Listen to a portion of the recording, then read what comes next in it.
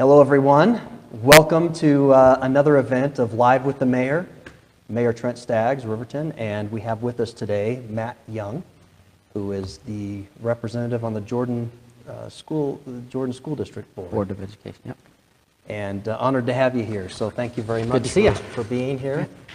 And these first few events have been fantastic. I'm sure that this conversation is not only timely, but it's going to be very good and very informative for all of our residents.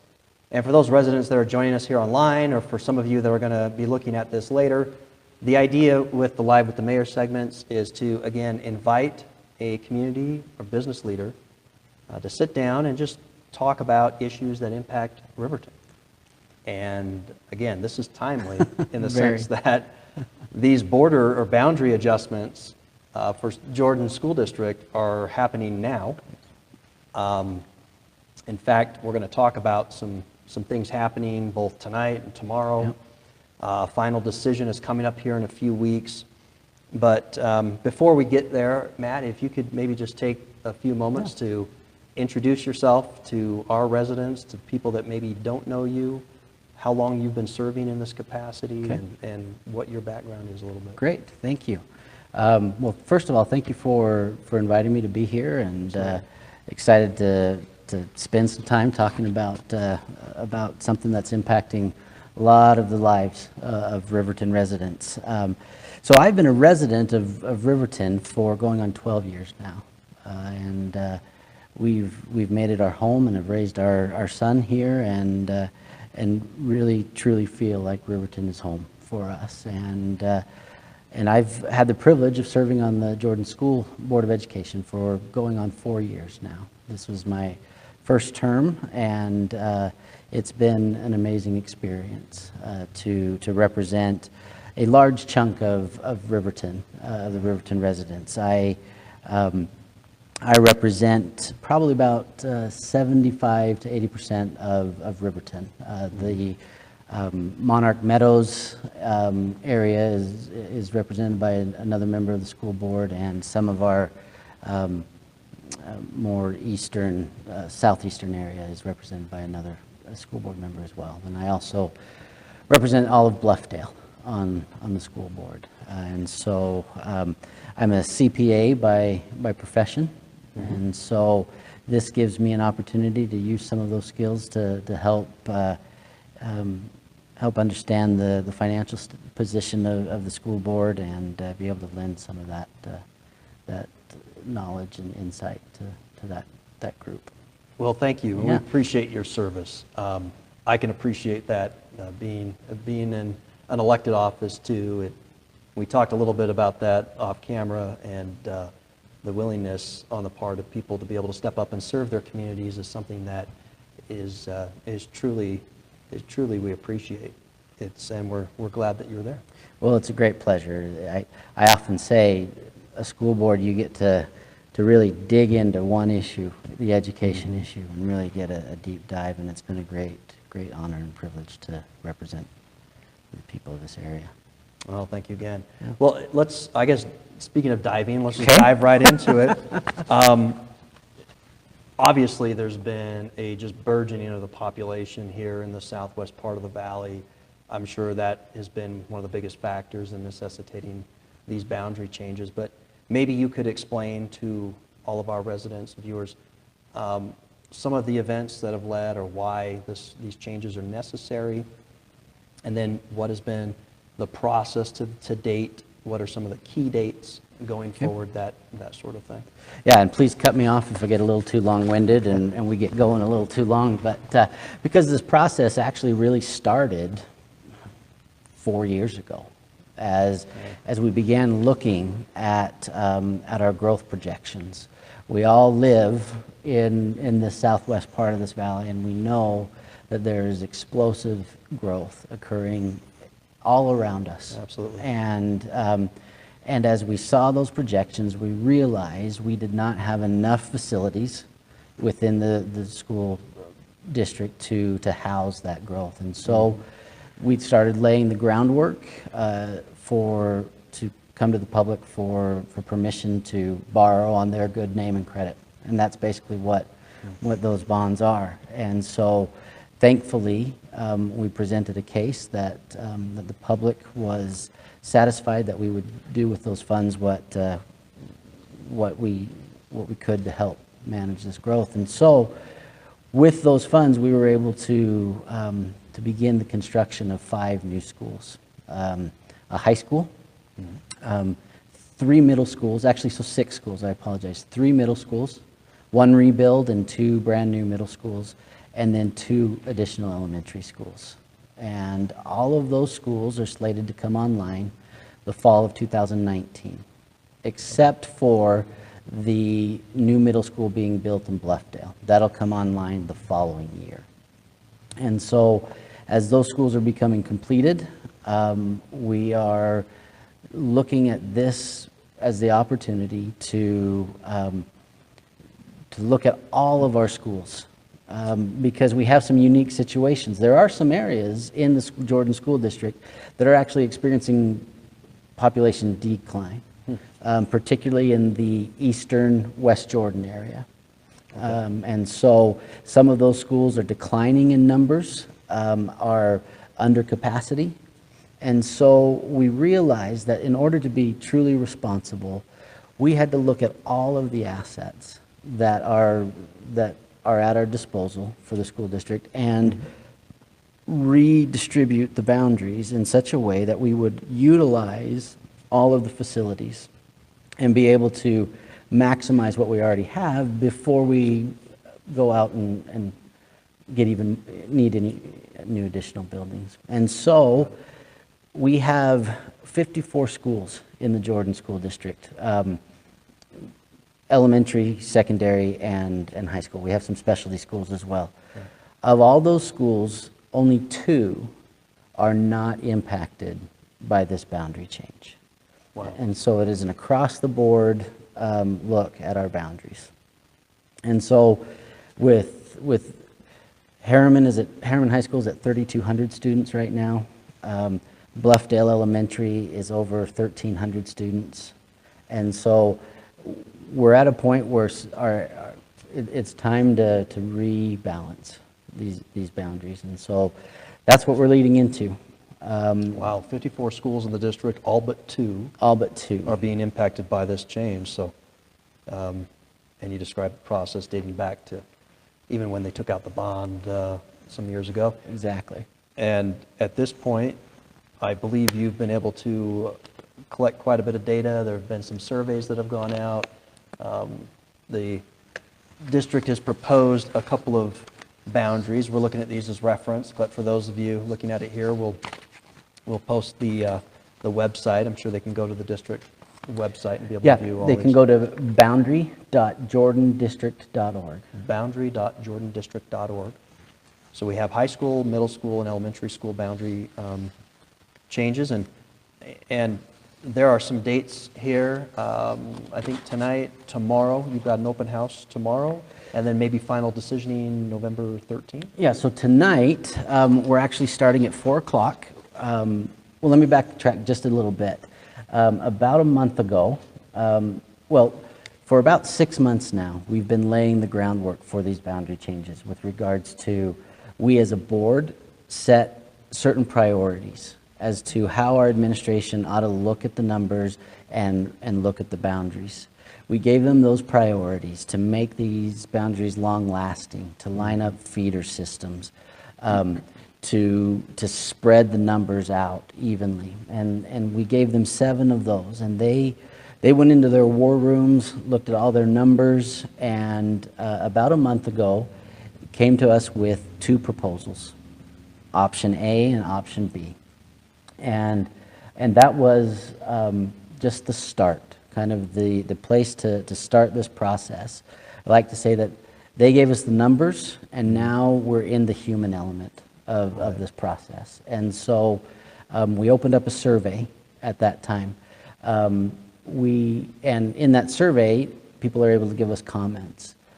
We have received over 800 pages of comments. Oh, wow. from patrons throughout the district, and we're reading through those. And so tonight is our public hearing, and we've held a number of open houses to get more feedback.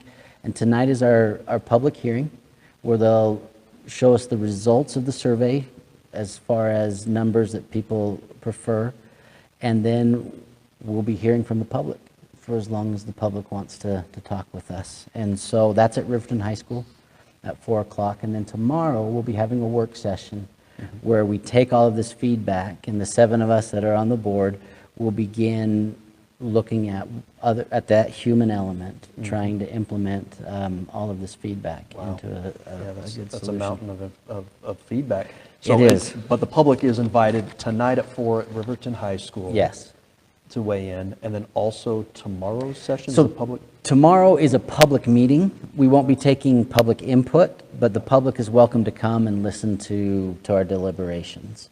And then more than likely we will send out an additional survey showing the changes that we've made, make sure we haven't missed anything, and then we are hoping to make the decision November 13th. And we have a little bit of room in there if there's some more time that we need to deliberate, but that is the design, is to ultimately decide by the 13th.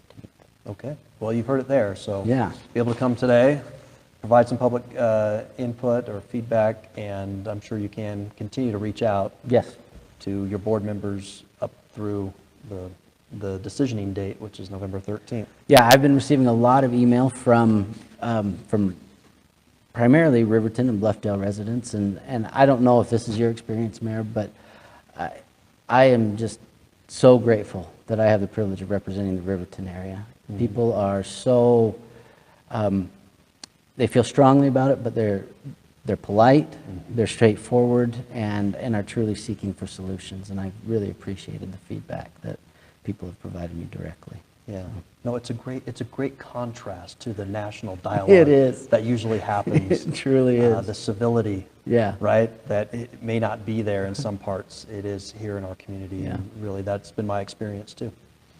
Well, walk us through briefly maybe some of these changes and what are some of the biggest concerns? Yeah. You know, these 800 pages of comments, maybe haven't gone through every single one, yeah. or maybe you have, but what are some of the biggest concerns that you're seeing here? Yeah, and so we'll focus on the Riverton area because this is the Riverton, we're talking about this community. To be very frank, the proposed changes, there were far more elementary changes to the Riverton area schools than I had anticipated.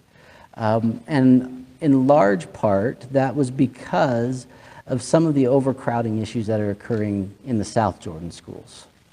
And so as our administration looked at how to meet that need of evening out our populations, and they looked to our Riverton schools to accommodate some of that growth, some of those numbers that were in the South Jordan area. And so a number of Rose Creek residents from the south end of Rose Creek were sent to Bluffdale Elementary. Some of the Southland community was sent to Riverton Elementary, mm-hmm. and then some were of the Rose Creek and Southland were sent to Rosamond Elementary. And so those were some surprising, again, those are just initial proposals. I've had some great feedback from those communities, and I think we're going to be able to find some good solutions for them. The middle school is where Riverton, particularly the Riverton Elementary area, was significantly impacted. They are slated to be moved to the new Bluffdale Middle School when it opens in the fall of 2020. And that is a significant impact to those to that community. They're used to attending primarily Oker, which is closer, and we acknowledge that it is closer. But as we looked at as we looked at the utilization of our assets and of how to best plan long term, we knew that as Bluffdale continues to grow, there would be an increasing demand for a middle school out there. Right. We also knew we did have property located next to the high school that's being built that could have been the other location for a middle school. Fortunately, that school and South Hills are practically a stone's throw away. And a long-term concern was that one of those two schools would ultimately be underutilized. And so to spread that out and be able to utilize the resources, we chose the Bluffdale site. Well, and chose to shift those boundaries basically to the east. And so we'll now have the Riverton community that lives in the Monarch Meadows area. They'll be coming to Southland, along with a number of other Harriman students will be coming, not Southland, to South Hills, yes. South Hills Middle School. So that's a significant change at the middle school level. We are shifting all of Rose Creek over to Ochre Hills Middle now. Okay. And so they won't be crossing Bangor anymore to get to middle school. And then for the high school, a significant portion of Riverton that is between Bangor High School or Bangor Highway and Mountain View, and then on the other side of the Mountain View corridor, the Foothills area, the Monarch Meadows area, will be attending the new high school. And so those are the major changes that are occurring for the Riverton area. Well, thanks for that recap. I know you talked a little bit about on the middle school side, where with this change, there will be some that will not have to cross Bangor Highway, but on the south side there in that Monarch Meadows area, with this change, I know that's one of the concerns that I've seen in terms of being able to have those middle school students, they will have to cross Bangor. And so have you heard that as well? Are there some proposed solutions to maybe address that problem? Yeah, Mountain View corridor, while a wonderful asset for our transportation needs out here, has created, to say the least, significant concerns with regards to how to appropriately boundary kids. We all recognize that that because of the efficiency in which Mountain View moves cars, that creates an increased danger for students who would have to be crossing that. And so as a board, we realize that that just is not something we're willing to do, is require our students to cross that road. And so the state typically pays about 65 cents for every dollar that we pay in transportation costs. But they set limitations to those transportation costs. Students have to be, for an elementary, at 1.5 miles from the school, and they have to be 2 miles from the school for high school and middle school. So what we as a board have decided is that we will provide transportation for anybody who is required to cross Mountain View corridor, Bacchus Highway, which is getting significantly busy, and Bangor, where there's not an overpass available. And so what format that looks like, whether it's a shuttle service or whether it's a true bus route, we're still in the process, but we've authorized our transportation department to begin looking at those routes. And so we'll be providing that busing for students who will be going from our Monarch Meadow, Foothills Elementary area to Southland. And anybody who will be required to go to that elementary school and cross that road. Okay.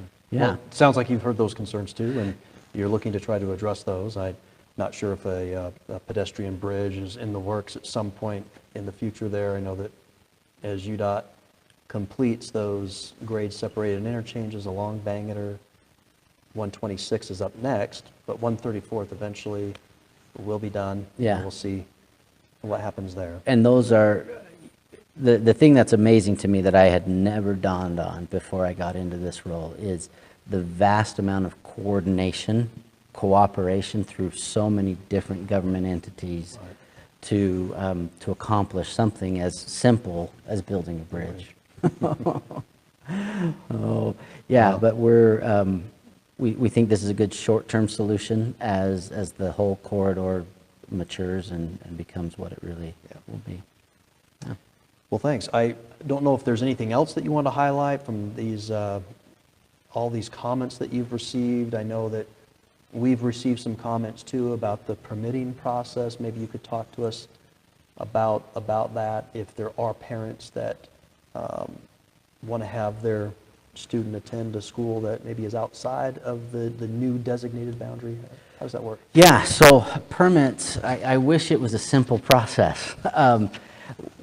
The baseline that everybody needs to understand is state law requires schools to allow permits into their school as long as they are less than 90% of their capacity. Okay. And so the question is, what is capacity of a school? Right. And so we as a school board have set those capacity numbers and have throughout this process reset the permit process. And we're basically taking those, because after that 90% of capacity, we have left it very much up to the principal's discretion. Okay. They know the faculty, they know their student body, they know what their schools are capable of. But in order to fully maximize this boundary process and get a handle on our utilization, we have redone the permit process and are asking everybody to reapply for permits if you are out of the boundary. A couple of things people need to understand, though.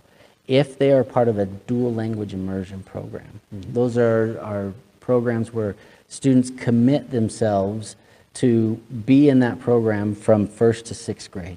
We ask them to make that commitment, and because of that commitment that they're making, we are basically treating those students, if they're out of the boundary, once the boundary has been changed, their permit will basically be considered as if they're in boundary. Oh, okay. And so we call them DLI students. Our DLI students will be able to continue their programs. Okay. There's a priority system that we've set. For instance, with our high school capacities, we want to give those juniors who are going to be seniors the option to stay and finish their high school and so we've set some of those priorities. That permit process will begin December 3rd. Of this year? Of this year. Okay. It'll be an online process. We'll post where they can go on our website, so be looking for that.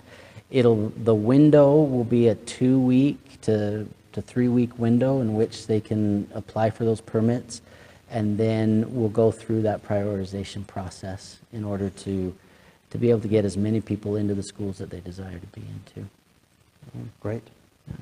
Well, we've covered quite a bit of information. Maybe just to recap, those key dates again, there still is opportunity for our residents to provide some input. Yes. To you and to the board generally. How do they do that? What are those key dates again? So again, tonight, starting at 4 o'clock, is public hearing. We'll be getting those survey results, taking public comment. Tomorrow is a public meeting in which you can come and observe. We won't be taking public comment. More than likely, there'll be another survey that goes out later this week. Okay. I would love to hear any additional feedback. My email is matthewyoung127@gmail.com. Again, that's Matthew with 2 T's, young127@gmail.com. And they are more than welcome to send me any concerns. I look forward to hearing from them. And like I said, I've been provided a lot of feedback that's been very helpful in this decision. Yeah, great. Yeah. Well, thank you very much for joining us. Well, thank you. Thank all of you for watching and for all your participation in our city government and in this, I know, very complicated decision and process. You still have some time to go ahead and provide some input. Please do so if you haven't. Feel free to post here as well.